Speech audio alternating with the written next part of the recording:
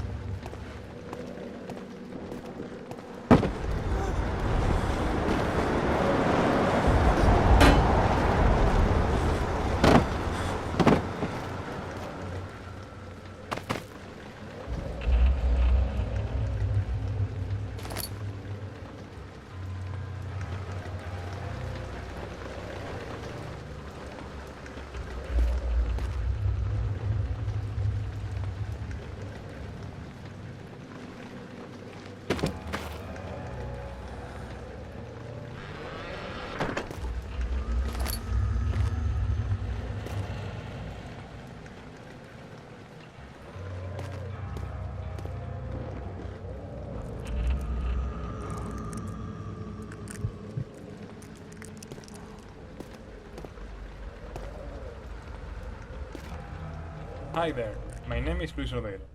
I'm mostly the tool programmer, level scripter at times, and perhaps the main reason why the rest of the core team at Fictional Games is pretty much forced to speak English at our internal meeting, as I am the only non-Swede here. Now, what a Spaniard is doing with a bunch of Swedish guys is a whole different story we won't be discussing today. By the way, I will be talking mostly about tools and scripting. Hope you like it.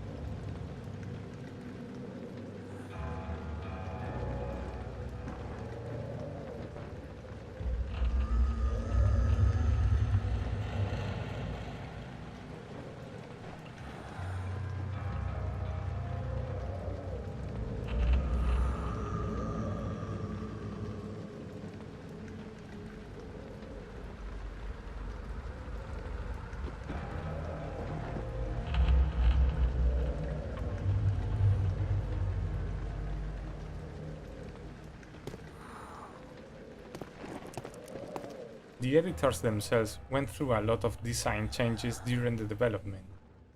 Not that many in visual appeal as in internal stuff, like data structures and handling. This happened mostly because at the beginning we only knew the basic stuff that needed to be in them, and as they grew in features and functionality, they started to kind of fall apart, mostly due to my big lack of previous experience in projects like this. Right now, aloud, what the hell still sounds in my head when I look at some parts of the code, but I am still proud of them. They can also get a bit buggy at times, but hopefully this won't happen again in the future, and I already got some nice ideas for the next iteration of the tools.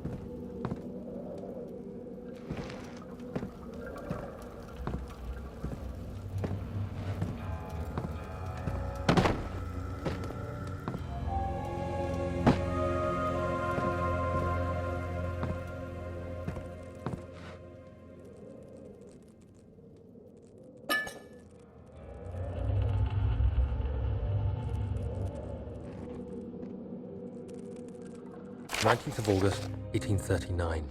I wish I could ask how much you remember. I don't know if there will be anything left after I consume this drink. Don't be afraid, Daniel. I can't tell you why, but know this. I choose to forget. Try to find comfort and strength in that fact. There is a purpose. You are my final effort to put things right. God willing, the name Alexander of Brandenburg still invokes bitter anger in you. If not, this will sound horrible. Go to the inner sanctum, find Alexander, and kill him. His body is old and weak, and yours, young and strong. He will be no match for you. One last thing. A shadow is following you. It's a living nightmare, breaking down reality. I have tried everything, and there is no way to fight back. You need to escape it as long as you can. Redeem us both, Daniel. Descend into the darkness where Alexander waits and murder him. Your former self, Daniel.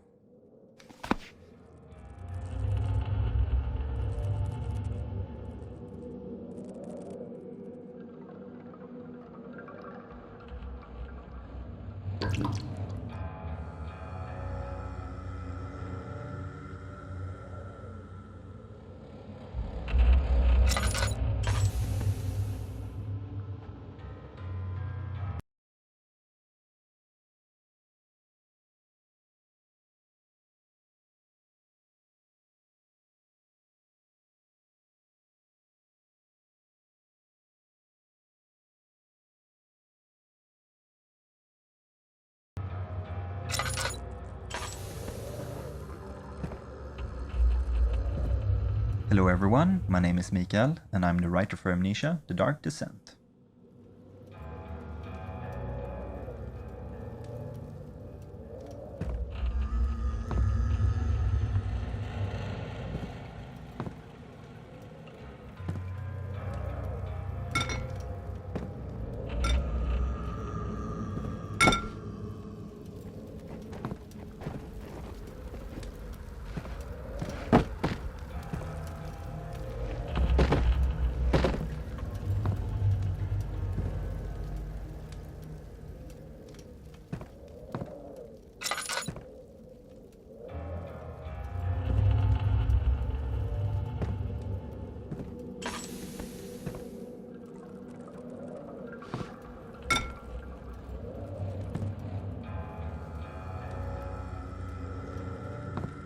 I think we can all feel the story kick-starting as we finish the letter from Daniel.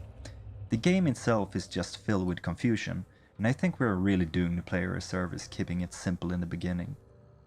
Basically try to take your revenge on Alexander, that is the premise of the game. You don't really need to dive any deeper than that, but hoping that the player will care about the story, they have the entire game in front of them to decide if they think killing Alexander is justified or not.